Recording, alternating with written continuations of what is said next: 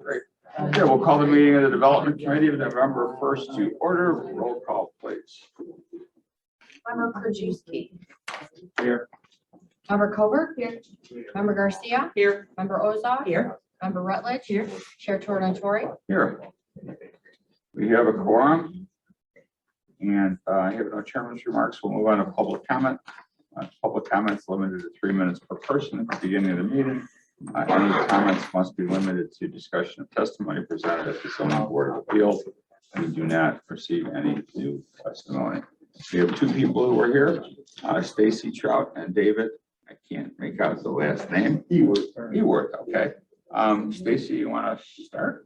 Sure. Good morning, DuPage County Development Committee. My name is Stacy Stout, and I stand here before you today to make a public comment regarding zoning petition 22-00054 Stout. This is my property, which I own and I've resided for in the past 9 years. I'm requesting a zoning relief variation to allow one horse on my property. When I purchased my home in 2013, it was advertised on the MLS as quote, almost 1 acre horse country, end quote. The previous listing in 2006 had my house listed as quote, scenic 9/10 of an acre, end quote. 9/10 of an acre equates to 39,200 square feet, which is close to the 40,000 square feet, the allotment for a horse. Previously to owning my home, there has been accessory buildings such as sheds and stable on my property that at one time did house a horse. Many homes in my neighborhood are on larger lot size and residents own horses or have at one time, including the properties located next door, behind me, and across the street. In DuPage County, there is limited horse property. I feel that this would actually add value to my home and the surrounding houses. Additionally, I have circulated a petition and received 10 signatures from neighbors surrounding my house and across from my house that this may affect. In conclusion, our neighborhood is a rural neighborhood resided by families who value animals. I know this allowance would be in line with our community values. Thank you for your time and your consideration. Thank you, Stacy. David? Thank you, sir. My first time doing this, I wasn't sure this to speak on behalf, so If you wish, certainly. Okay, my name is Dave Ewert. My fiance and I have lived in this mini community for about 21 years. We own 3 adjoining parcels, about 5 acres total. I don't know if this first comment's right, but I kind of wanted to say the word, our world, obviously we need law, order, we need rules, we need regulations. But we have chaos if we did not have that, right? We also need variances and flexibility. So we don't all think the same. We certainly don't all need to paint our houses the same color. The entire little area where we live in is a variance in the county. For those of us that reside, we consider this variance a hidden treasure and are very proud of its uniqueness.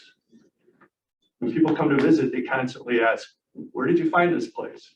I never knew this area was here. Does anything ever go for sale? The uniqueness of our area does stem from the animals and the horse farms. I'm mainly retired. It affords me time to help out others. During my career, I was always too busy to do that. That's what we do in this mini community. We help each other out. If you need tree service, snow plows, grass cut, concrete work, building, fence material, we all help each other out.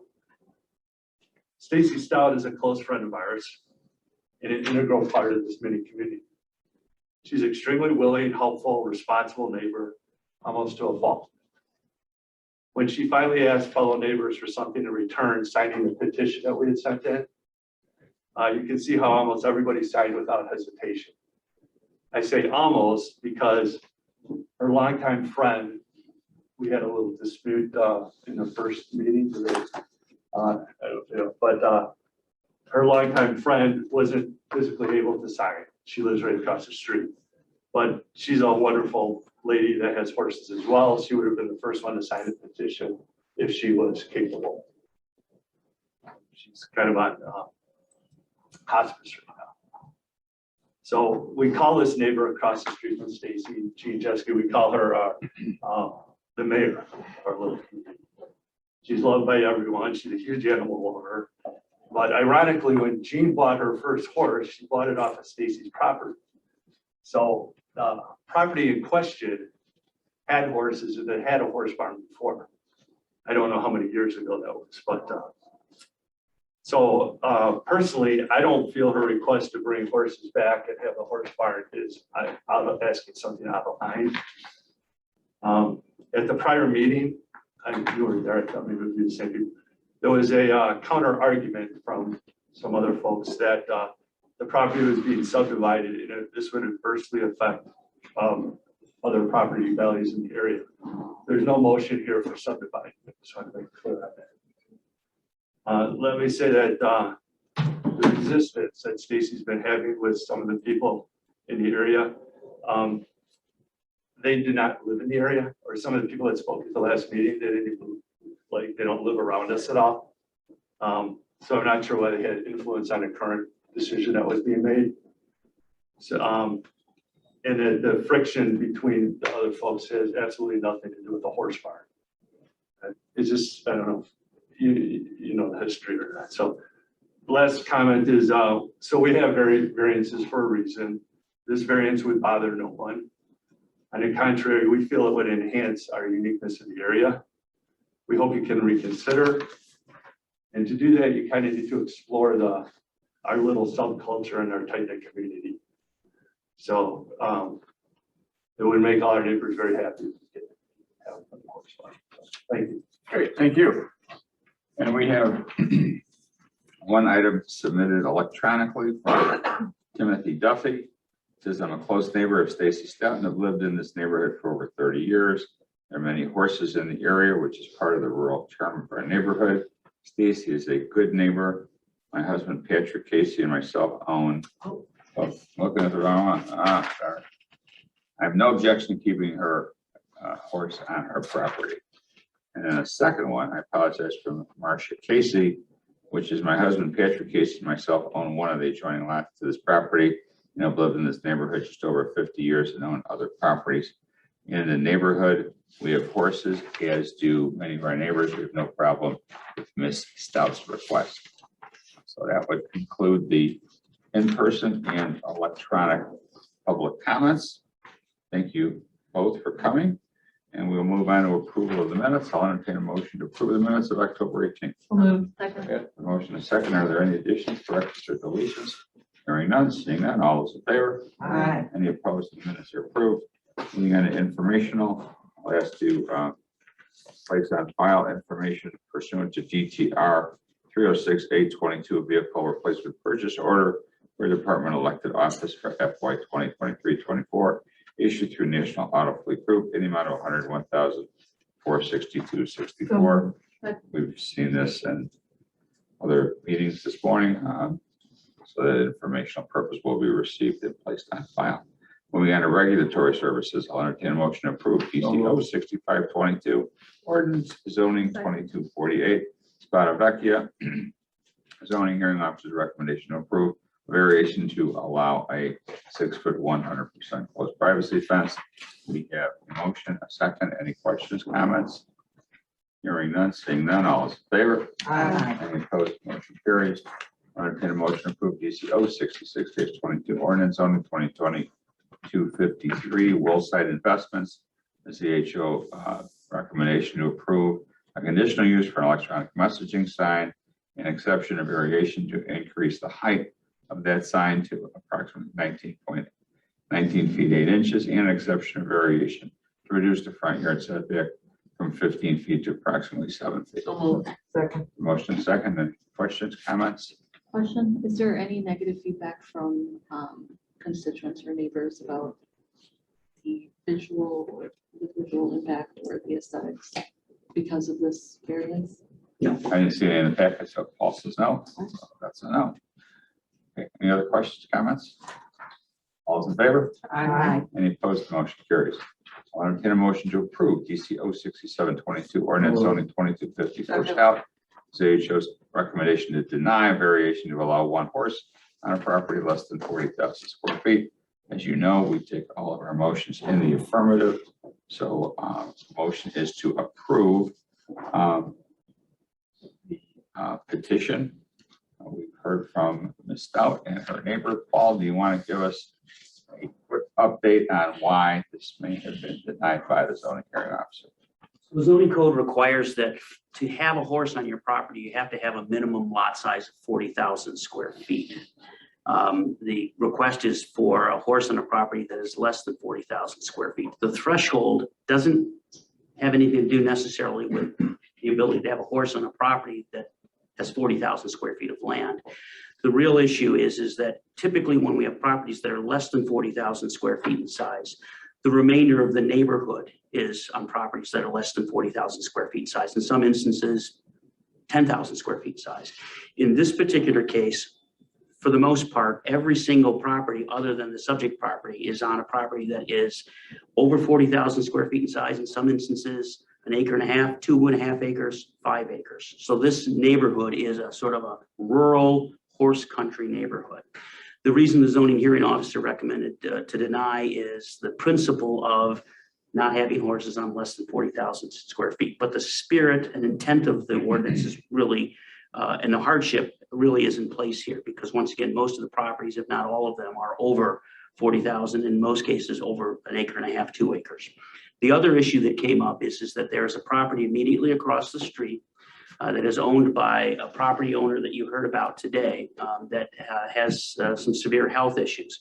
Her family members are now involved in the trusteeship of that property. One of the family members came and objected strenuously to the horse on the property, and it was based on the technical notion that horses should not be on properties less than 40,000 square feet. I think there was a disconnect between that testimony and that person's understanding of the rural nature and of this neighborhood, because that person doesn't live in the neighborhood, but in theory, as a trustee, she has the availability to state her concerns, which she did. So for those two reasons, the hearing officer recommended denial. But once again, the spirit of the ordinance, I think, is intact here. And 40,000 square feet is essentially an arbitrary number that we've come up with at some point early on in the zoning code, correct? Right. It's a number that was established back in the 70s to create as part of another zoning district, R1, to create rural zoning areas. Originally, those numbers came about in conjunction with the county health department, that you needed a minimum of 40,000 square feet to have a property that was on septic and well. Not because you needed it for just the one septic system, but you needed it also for a potential expansion septic area if the main septic area failed, or you needed to expand.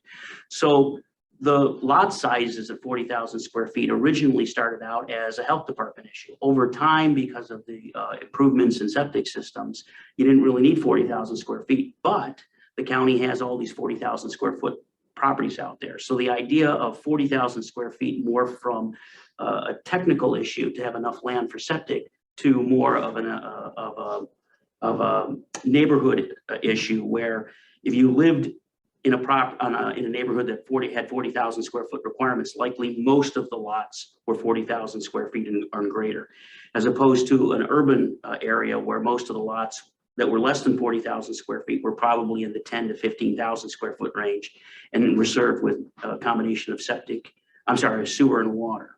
But that number started out as a technical number because of health department issues. And isn't it correct that this a lot when the petitioner purchased it was in fact 40,000 square feet, but over time it got diminished by takings of the right of way by the township, et cetera? That's correct. Okay. Questions? I thought I saw your hand up. Everybody. Yeah, thank you. I just had, when I first came at this, I had, just looked on, what was best for a horse. And basically, as you said, it's like at least an acre. But now listening to the public comment, it sounds like the whole neighborhood is kind of together. So even though they don't have 40,000 feet, but I think that the neighbors would help them with the horse. And so, that's really changed my mind. And so I'll be voting yes on this. We'll work it however. No offense if I move. We'll start with Mary. The neighbor across the street, do you have any idea what the lot size is for that neighbor? That neighbor has 3 lots totaling approximately 5 acres. One lot is about 2.5 acres. The other 2 lots are split between 1.5 acres and 2.5 acres. Okay. There are other lots, that's across the street. There are other lots that are immediately adjacent that are smaller than 2.5 acres, touching the subject property. Okay, but nobody in this actual vicinity is under an acre, except this lot. This is the only lot that's under 1 acre. Okay, and, okay, so, but they have 3 separate lots across the street, so subdividing would not be an issue going forward. They've got 3 separate lots already. They have, yes. So if they wanted to sell them as 3 separate lots, whatever is going on there. There's some complications, but in theory, there's buildings that traverse over property lines, but the accessory In buildings. theory, though, they. But if they got rid of those, Clear they would have. those, sell 3, they don't have a subdivision issue. Okay, at first I was concerned about impact on the neighborhood, but after hearing both of your comments today, I'm going to be voting in favor as well. Member Rutledge, move down. Well, I'm gonna speak for the horse. I'm a 12-year volunteer at the Native Equestrian, and we never leave a horse alone. Horses are not solitary animals, they're herd animals. They find comfort in other horses being near them. And the comment I've always heard is if you're gonna get a horse, and it's gonna be your only one, get a goat, because they're good companions. So,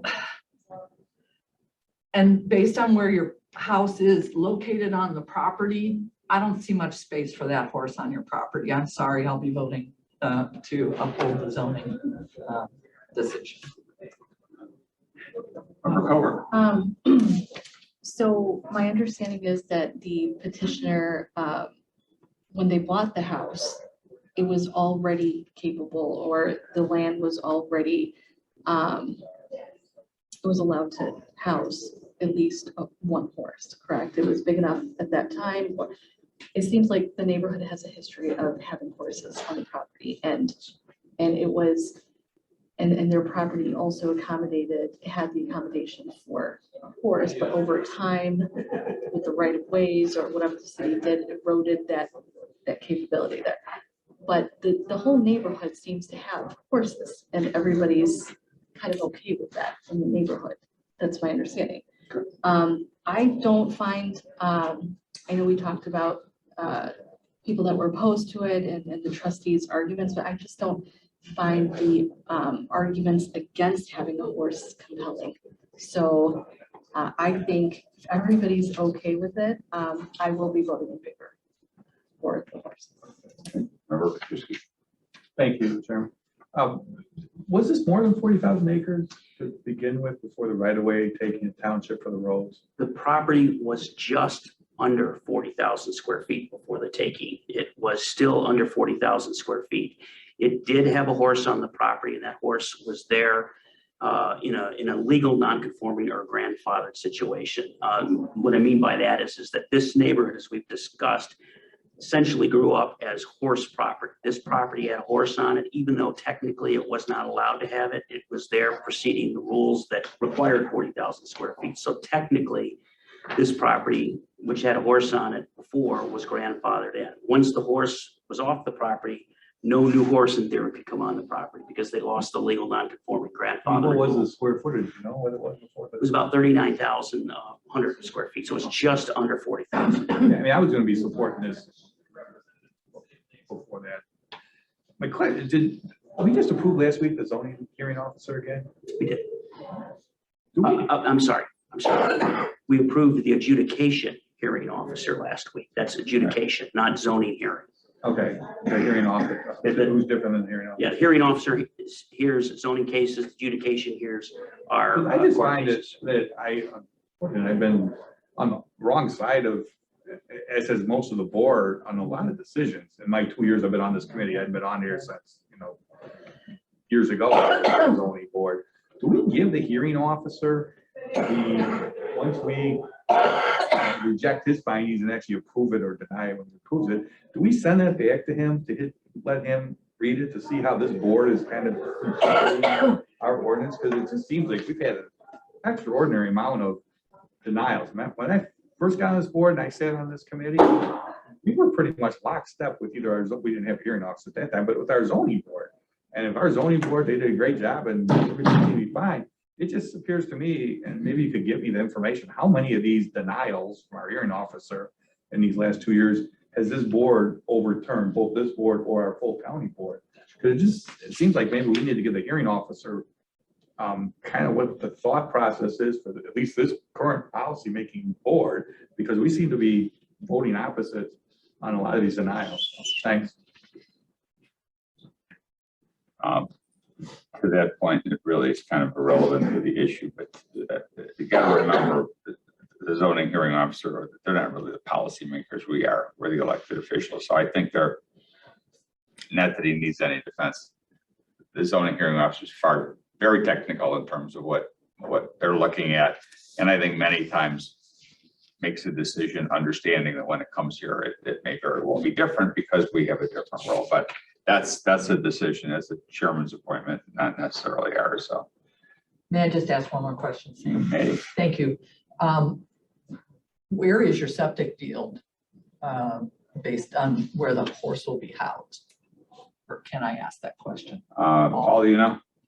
The septic field is located on the southeast side of the property, away from where the horse will be located. The horse will not be in the septic area at all. The stable that is being proposed and the turnout area will not be in the septic area. Okay. And what's the proposed area for turnout? It is on the northeast corner of the property, and it would be approximately 20,000 square feet on the northeast side of the property behind the house.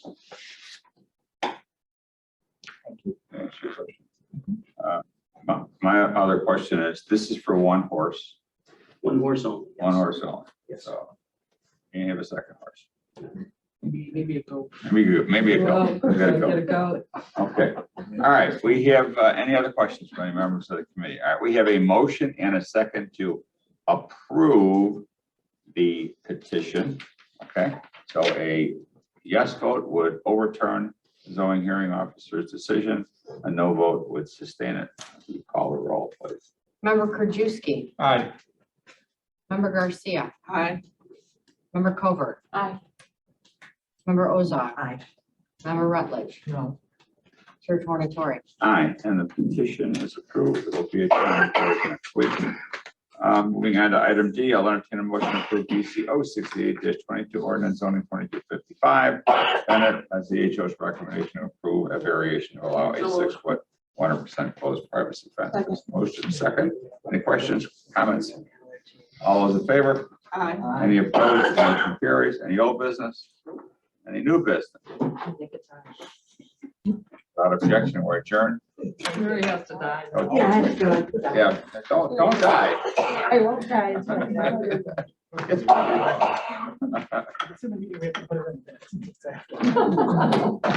Thank you all. So.